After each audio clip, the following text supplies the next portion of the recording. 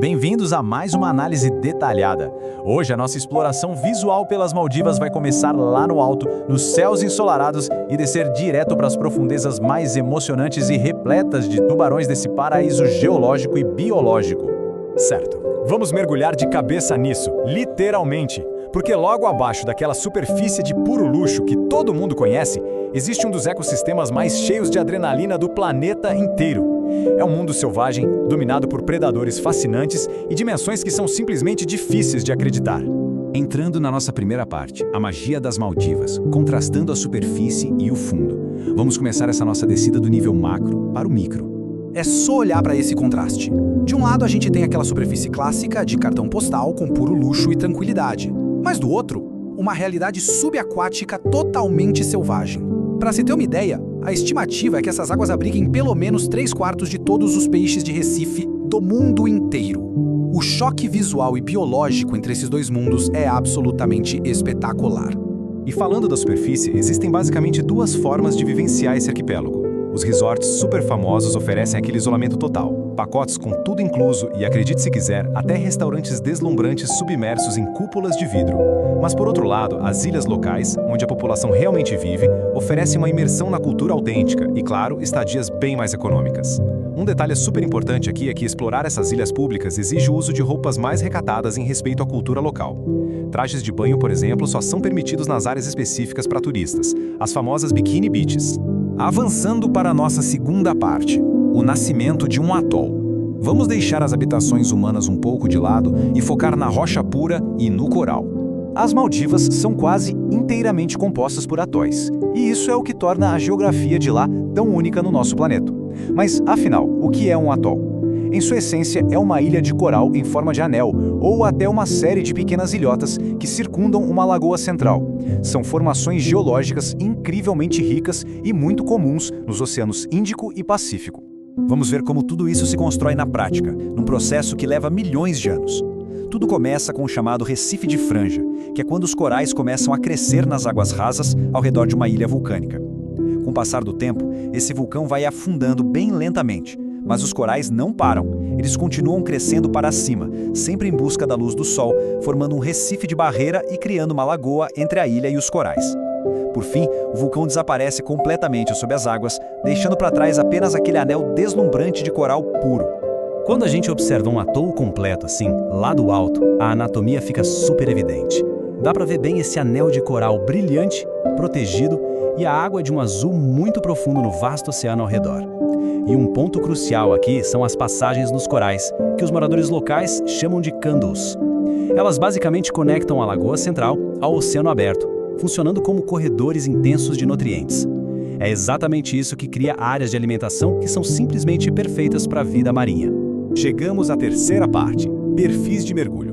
Já que a vida marinha se concentra tanto nesses pontos de passagem, é a hora perfeita de descer e ver como os mergulhadores navegam por essas complexidades todas. O mar por lá oferece 3 perfis principais para quem quer explorar esse mundo subaquático. O primeiro são os mergulhos de correnteza, ou drift dives.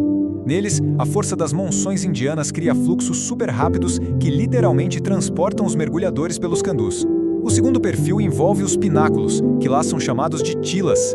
Imagina enormes montanhas rochosas submersas surgindo direto das profundezas das lagoas. E o terceiro, claro, são as misteriosas cavernas e grutas.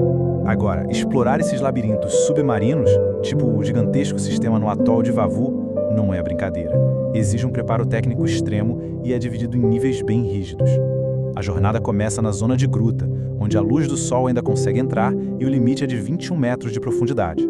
Avançando um pouco mais, chega-se à caverna básica, onde a escuridão toma conta e o uso de um cabo-guia é obrigatório. Mas o nível máximo mesmo é a caverna completa. Essa zona super profunda exige técnicas avançadas de penetração, uma navegação absurdamente complexa em águas confinadas, um planejamento de gás minucioso e o uso obrigatório de múltiplos cilindros de ar. E agora a nossa quarta e última parte, frente a frente com os gigantes do oceano. Vamos desbravar os territórios sombrios que abrigam quase 500 espécies de predadores imponentes no topo da cadeia alimentar.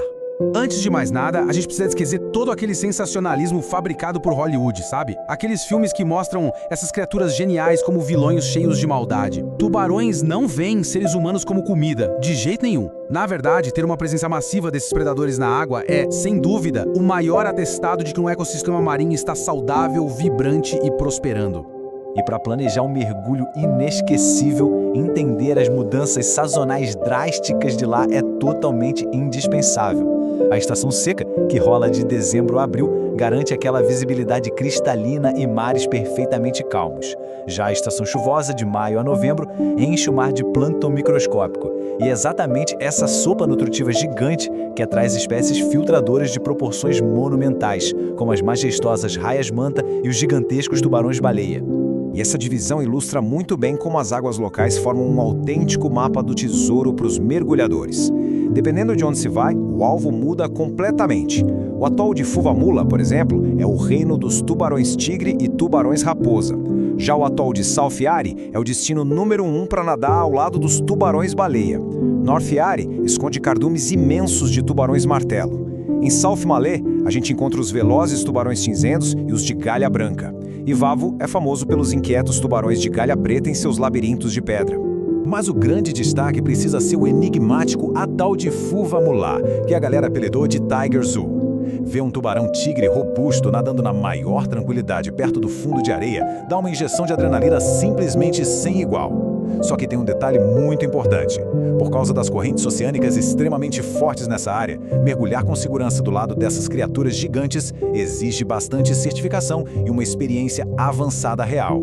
E quando se divide o oceano com esses predadores, saber ler a linguagem corporal deles vira uma questão de sobrevivência e de respeito empático. Se um tubarão começa a nadar de forma irregular, fazendo zigue-zague, ele está ativamente avaliando a presença estranha na água. Agora, costas arqueadas, isso é alerta máximo. Indica que o animal está sob muito estresse ou adotando uma postura de pré-ataque. E se as nadadeiras peitorais estiverem apontadas para baixo, é uma clara postura defensiva. É o sinal inconfundível de que é hora de recuar bem devagar, com muita calma. Para acabar de vez com aquele medo exagerado, vamos fazer uma comparação estatística bem inusitada.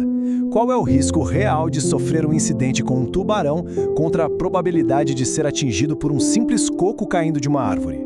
Pode parecer piada, mas a matemática comprova que é infinitamente mais perigoso tirar um cochilo na sombra de uma palmeira tropical do que nadar nessas águas com predadores de topo de cadeia. E o ponto crucial para entender isso é este número minúsculo. Menos de 100. Globalmente, temos menos de 100 incidentes confirmados com tubarões por ano. E indo além, a esmagadora maioria desses casos raríssimos acontece por erro de identificação visual do animal, e não por instinto de caça. Isso consolida permanentemente aquele fato inegável de que os seres humanos não fazem parte do cardápio natural dos mares. Olhando para essa jornada incrível, desde a superfície luxuosa até o fundo do mar, a lição fica super clara. Ficar tão perto dessas forças antigas da natureza muda completamente a nossa visão. Respeitar, compreender e, principalmente, proteger ativamente essas criaturas fantásticas não é só uma questão de admiração. É algo absolutamente essencial para o equilíbrio e a salvação dos nossos oceanos globais. Diante de toda a beleza e imponência desse ecossistema magistral, a grande questão final permanece. Que tipo de aventura subaquática aguarda quem tiver a coragem de dar o mergulho definitivo nesse desconhecido? 3 motivos para conhecer as Maldivas: natureza absurda, experiências incríveis e memórias para a vida inteira.